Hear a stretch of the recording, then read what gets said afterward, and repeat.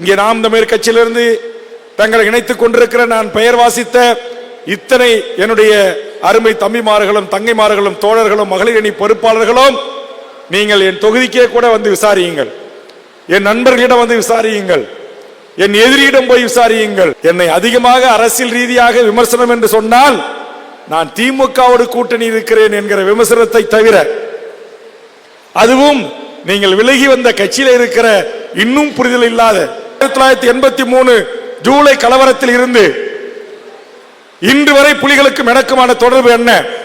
நேற்று இந்த நாட்டுடைய முதலமைச்சர் அவர்களை சந்தித்து சென்றேன். எதற்காக சென்றேன்?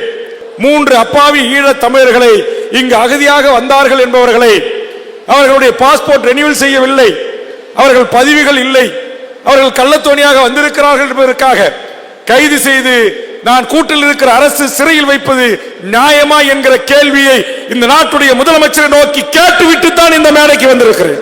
சட்டமன்றத்தில் என்னுடைய உரையை நீங்கள் கவனிக்கின்ற போது தெரியும், நான் கூட்டணியில் இருக்கிறேன் என்பதற்காக சமரசம் கிடையாது.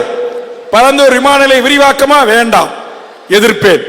மலையடி குப்பம் என்கிற கிராமத்தில் 200 ஆண்டுகள் வாழ்ந்த மக்களை ஒரு தனியார் தோல் தொழிற்சாலைக்காக அப்புறப்படுத்த முயற்சியா நேற்று முதலமைச்சரிடத்தில் தடுத்து நிறுத்த வேண்டும் என்று பேசியிருக்கிறேன்.